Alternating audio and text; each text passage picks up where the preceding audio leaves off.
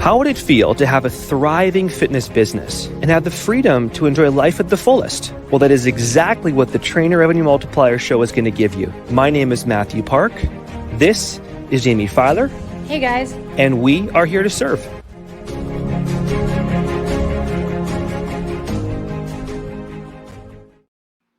Welcome, guys, to our show today. We have a special, amazing, incredible guest with us from Canada, the western part of Canada. She is a fitness entrepreneur, a fitness coach, has been at the top level of the game, competing on stages, in magazines, sponsored by big companies, and is also a wife and mother, and is making magic happen in her life as well at multiple levels. Just a tremendous person. Welcome to the show, Ering Crawford. How are you? Good, and thank you for that amazing introduction. Just totally blowing up my head over here. Yeah, everything's going great. So Erin, one thing, of course, that's kind of cool about you is you obviously are one of those amazing gals who has been able to balance and integrate family into business and vice versa, and also fitness and health and longevity for yourself and your clients as a collective whole over all these years. So my first question to you obviously is when did Biotempo actually begin, your business Biotempo? When did it start originally? It started almost 2 decades ago. So we're coming up on year 19 this March. And the idea came to me through my own fitness journey. So yeah, I never had any anticipation. I wasn't a fitness person growing up. I wasn't surrounded by it. My parents they kept active through yard work and things like that, but never did they take time out of their day to put it as a forefront focus. So yeah, I kind of stumbled upon it in my 30s when I was going through my own stuff. Interesting. So now with your story, of course, you're also a mom and you're also a wife. So of course, there's a lot of balancing acting happening here with entrepreneur and mom life. So take us through that journey on what it's been like when you shifted from just an entrepreneur to now having a family and being an entrepreneur. Well, the road was definitely worth the journey, but it's not at all what I anticipated. I didn't realize the amount of hurdles that I would face day to day. And it really just keeps you on your toes, I will say that much. But it is definitely worth having that piece of your day for yourself, as well as having time for your family. I mean, family is the most important thing in the world to me. But so is having some, a sense of self in my business. I mean, I'm very, very passionate about family, but I'm also very, very passionate about health and fitness, and not only just for myself, but to help show people that they can make it a part of their lives. Wow. Even when, and then whatever that statement after that, even when. All the attributes. So yeah. When you first began Biotempo, I guess when 19 years almost, right? Yeah. You were a one gal show for a while, of course, and then you, of course, integrated a team at some point. When was that point when you actually integrated a team? I integrated the team because I had such a wonderful fitness community, and I was pregnant with my son, and I just couldn't let it go. As much as I wanted to be a stay-at-home mom, and I was able to do both.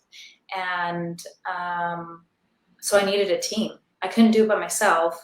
And I had all these amazing people around me that supported me. And I had not only just clients, but other people in my community that supported me that were also in health and fitness. And we came together, and they helped me not only continue Biotempo, but helped me grow it as well, the vision that we had and shared. So on that first experience, did you hire a coach when you first hired a team? Was it an assistant? What was that experience initially when you went from just Erin to your first hire? It was definitely interesting. I did have some help in regards to making that transition because I was a really great fitness coach, but I had never been a boss to someone. I never knew how to hire somebody or how to onboard a new coach and get them to learn my system. So it was a bit of the Wild West because I had a new baby and I was building a new studio at the same time. And, learning how to be a great leader, because that is definitely one of my goals, is not only to be a leader, but to be a great one and to be someone that someone would want to be on board with.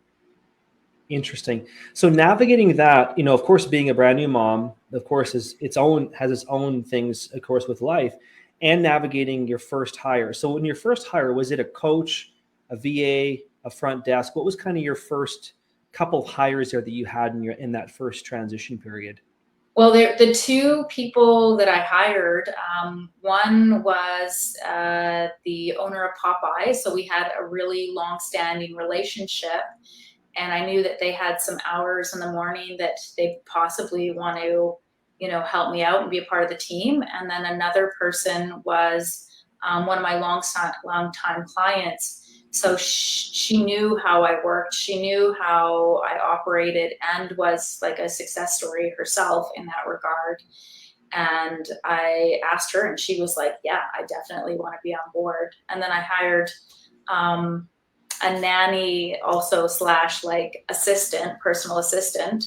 And then we were off to the races. Interesting.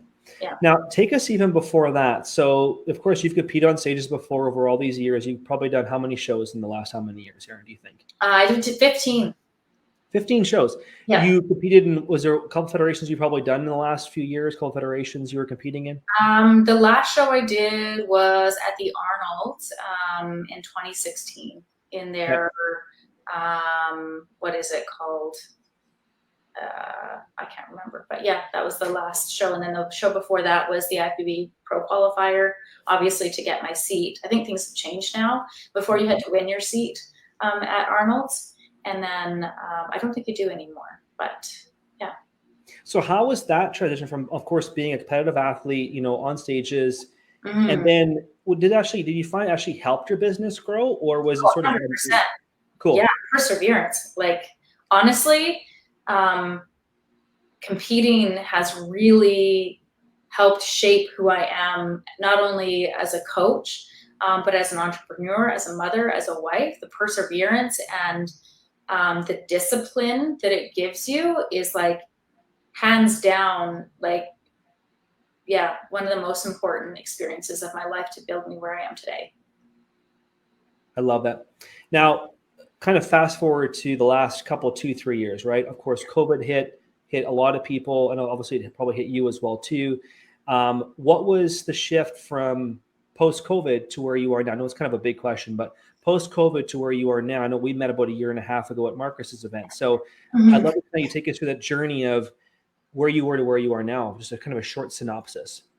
Like prior to COVID to now? Correct. I feel like it has a lot to do with that bodybuilding mindset. It's like that never give up and double down. And, when the landscape changes, it's either you can die with it or you can figure a way out. And it's just a matter of like, having that problem solving mindset versus sitting on the problem and being upset about it. It was more of like, okay, we have a problem. How can we solve it? Every single time. That's one thing, Erin, I want to applaud you on, because I remember, not to go like too deep on this, but there was a time, of course, about 6 months, 7 months ago, you had to make some tough decisions for your business, right? And you did make these decisions, of course, and it took you a bit to make them. But man, you were so resilient. You were so awesome, and you worked through those things. And the change and seeing what happened to you, of course, how you changed after was pretty rewarding to see how much you've changed who you are now as a leader. So do you mind just sharing, if you don't mind sharing in some capacities, kind of what those lessons were, the shift you went through in your business from, of course, you probably know what I mean here as far as what happened that time period. Share a bit, if you don't mind, with that experience. It was very difficult. And maybe I'm wording this correctly, but I like to see everyone win. But sometimes you can't be the driving force. sometimes people have to be that driving force.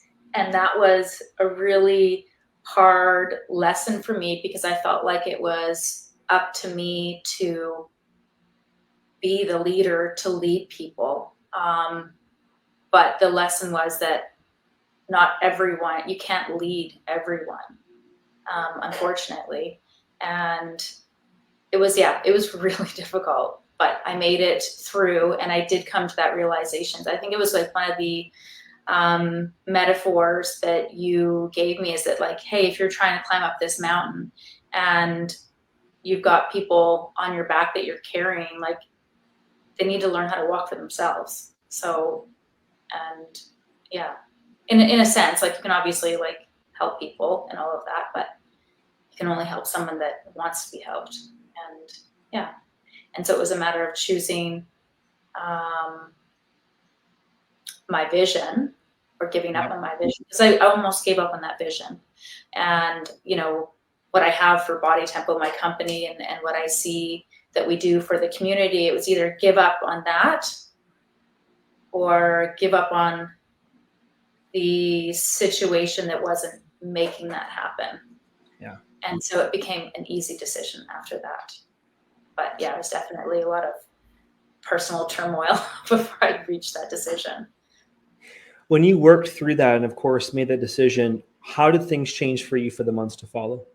Oh, it was amazing. It was like a weight had been lifted off of me. And it's just like you said, like when you're trying to carry something that you shouldn't be carrying anymore, you just feel lighter. And then it just made all my decisions no-brainer decisions after that as well. Like, if it didn't, fall in to the vision, then it was an easy, like, gotta go. Like, yeah. Interesting. I was kind of course, I'll share, but if I, not to get too personal, but Erin had a couple members, in an organization, and I give you credit, Erin, because it was a tough time for you. And a lot of entrepreneurs don't get through those and face those. They kind of let them consume them, and then they either quit or whatever else. You didn't do any of the above. You actually sat in there for a bit. You figured it out, followed the process, and you're winning now. Like, you're winning, and I've never seen you so excited about your vision than ever. But it's kind of a lesson that I want others to kind of hear as well, because it was tough for you. And a lot of entrepreneurs, have a company for so many years. You studied for 18 years, but you didn't have a team for the last 4.5 years, right, in your business. And now your business hit new milestones. Would you agree? Yes, absolutely. And it's because all that energy was being focused on an area that wasn't rewarding. And I just want to also add in, and I know a lot of other business owners could probably empathize with me, that you care about your staff. You want them to win, and you will do whatever it takes. It comes out to that bodybuilding mindset. Like, you will do whatever it takes to see it succeed. But sometimes you don't realize that is not what's helping it succeed. And you just need to cut. Sometimes you need to just cut off the things that aren't helping it grow. When you did some cutting, what happened as far as bringing new opportunities to you? I just felt like it opened up a lot of mental space and capacity, because it was a problem that I couldn't solve. And so all that time and effort was being wasted in an area that was just like falling on deaf ears. And then I was able to put it in areas that were fruitful. Well, even the aspect of finding, individuals and people that were really great fits for your company, that were, came in because you were in a spot where as a leader, you had grown. So now you're focused on this bigger vision. And I remember you made that new hire. I was like, she's a rock star, even your team, your coaches have expanded and grown because of you. So it's really cool to see how much you just blossomed as a leader and a coach, but also see your overall business and overall happiness change.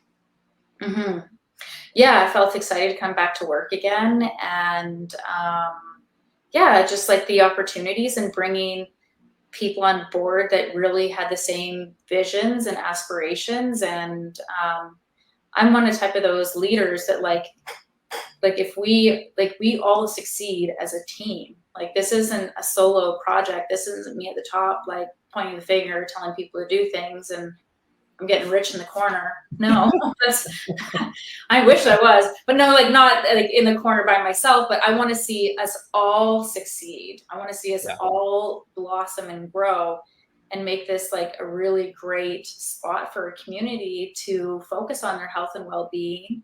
And yeah. The other part of it too, Erin, I want it, if you could address as well to the people listening, is your passion for your clients and your culture, you know, and how much that's affected how you've grown your business, because that's been a huge factor with you too. Yeah, it's really important to me that everyone is, you know, getting what they want when they come to Body Tempo, and when they set their goals forth. Like, it like becomes very personal to me that we get there. And the coaches that we have are so amazing right now. Not that like in the past we haven't had amazing coaches, like everyone, it's just, I feel like we are just all vibing really, really well right now. So, well, here's kind of a big question, Erin. So right now, what would you tell the person that you are now, your future self, the person that Erin is right now? What will you tell yourself from 10 years ago? Any advice or wisdom you tell yourself from 10 years ago?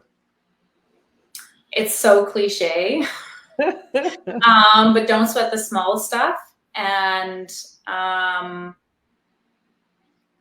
when you like listen to your gut, you know, and sometimes you try to force square pegs into circle holes or whatever you want to say. And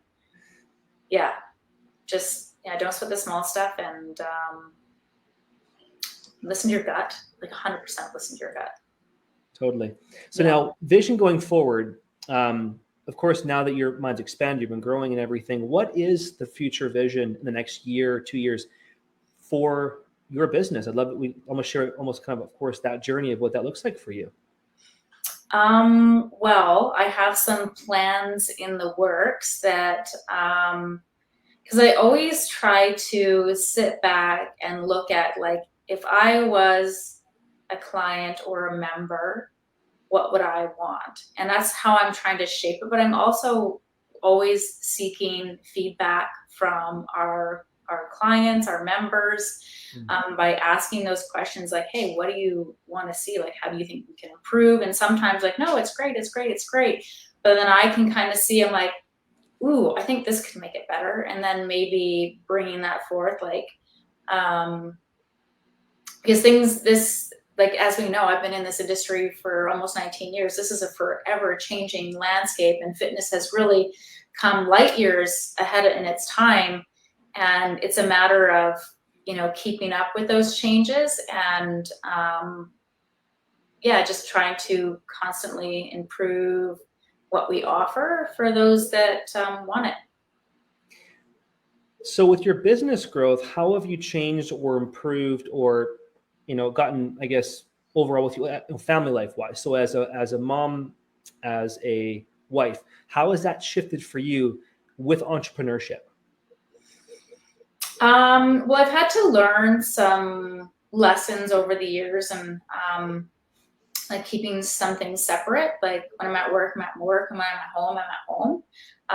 Because it was really easy in the beginning for them to be kind of melded together and messy. And when I'm at work, I was thinking of my kid, and when I was at home, I was thinking about work. And just really learning to separate. And our phones can be very, what's the word? I hope I'm answering this question correctly.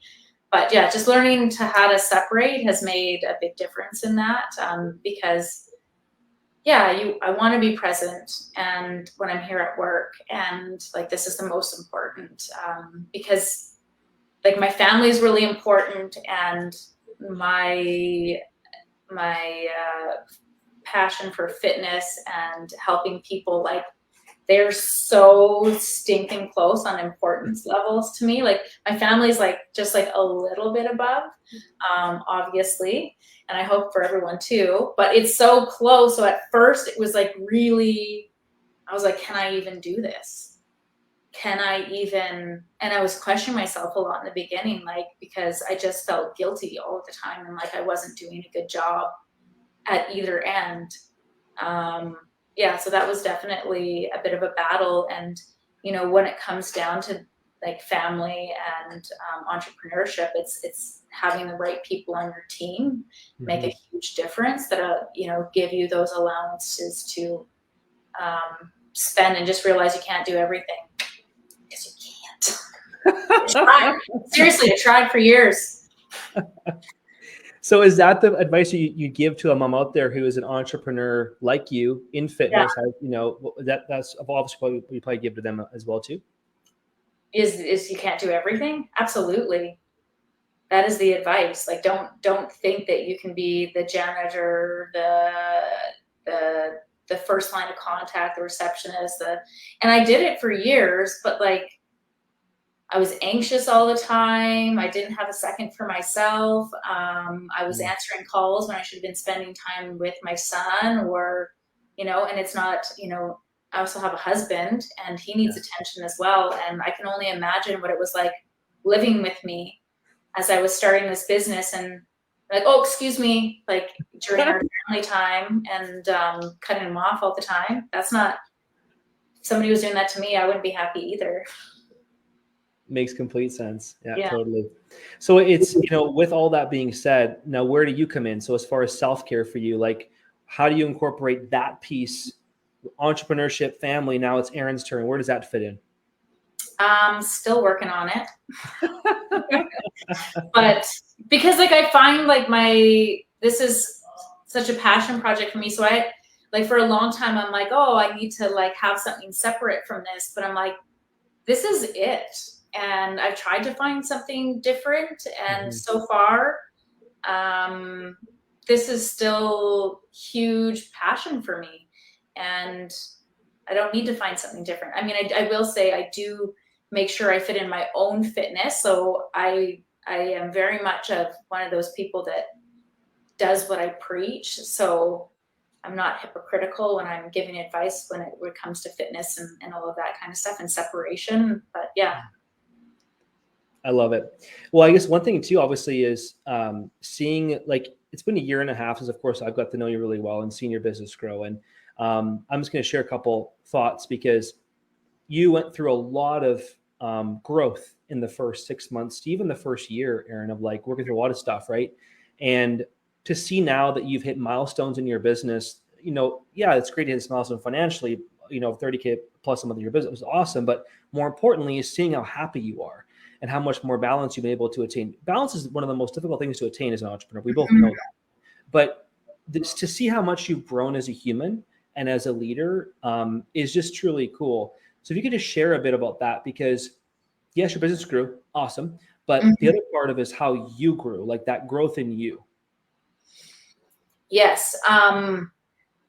I always like, the one of the major changes is that I stopped becoming a slave to my schedule, and I started setting a schedule that I wanted to do and sticking to it, because I would create a boundary and I would step over that boundary all the time. And that was, I just had to be like, no. And you know, having such a great administrative person to help me set that and follow through on that, since now she is doing the schedule, I laid that boundary down and she doesn't bypass it, but I would bypass it all the time.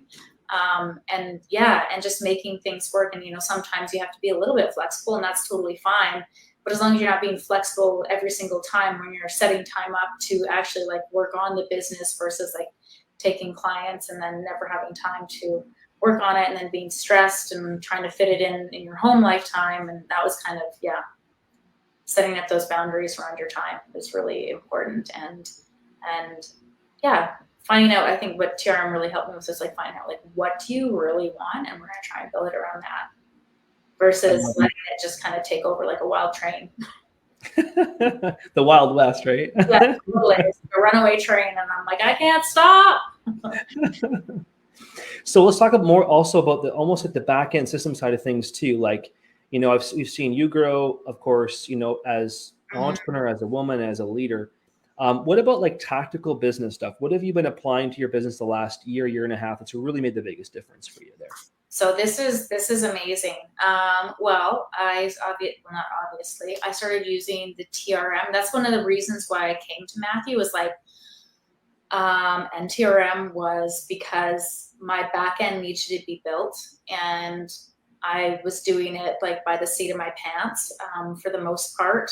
And I had reached out to several different places and had no success. Like, I've hired lots of business coaches and talked about these back end, like I wanted to have like a mailing system, and I wanted to have a really good CRM system, and nothing was like automatic. Like, I wanted something like auto bookings and like a place where people could book consultations, so it wasn't so much hands-on work. And that was a game changer, like massive game changer, and especially having everything in one spot. And that really takes away a lot of like your memory, because like as a mom, as a wife, as an entrepreneur, and as a leader, there's so much brain capacity and memory. And if you have something set up, and then it just like offloads that pressure of trying to remember everything and not miss a beat. So yeah, that was massive for the changes over the last year and a half. Huge. Happy to hear that. Laurent, hats off to you, buddy, for the engine, man. And what you do with 100%. Yeah, totally. It's kind of cool because of course, myself and Jaime were both able to see kind of what, where you were in the very beginning to where you are now. And it's been progressive, and to see the leadership changes, you as a person, your business systems change, everything evolve.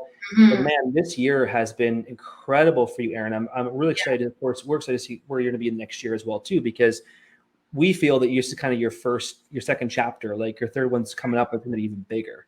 So, let's kind of ride things off with, sharing anything you'd like to leave us with today that really would be any last Ering Crawford wisdom or nuggets. The one that just came to me, I've got lots, but the one that just came to me is like, expect growing pains. So like when you are in a growth cycle, don't expect it to be smooth. And that, like I always tell people, clients, like, expect a breakdown before there's a big breakthrough. So like, that is my piece of advice, that if you are starting to grow it, that in order to build something great, there's going to be a lot of growing pains in that. It's not going to be smooth sailing. That was good, Erin. That was really good. Yeah.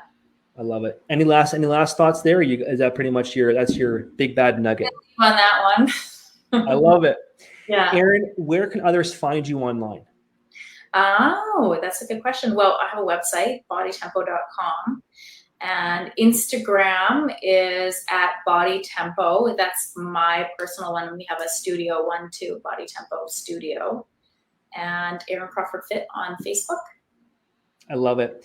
Guys, follow Erin, follow her studio, follow her journey. She actually is a real big inspiration to others in our TRM family. Of course, where you've come, who you are as a person, as a mom, as a wife, entrepreneur, and of course, as a leader. So follow her. If you're listening right now, guys, definitely check us out, guys, at trainerrevenue.com. And looking forward, of course, having you back on the show again in the future. Of course, more wins, more successes, and of course, more fun. So thanks, Erin, for having us. Thank you for having me.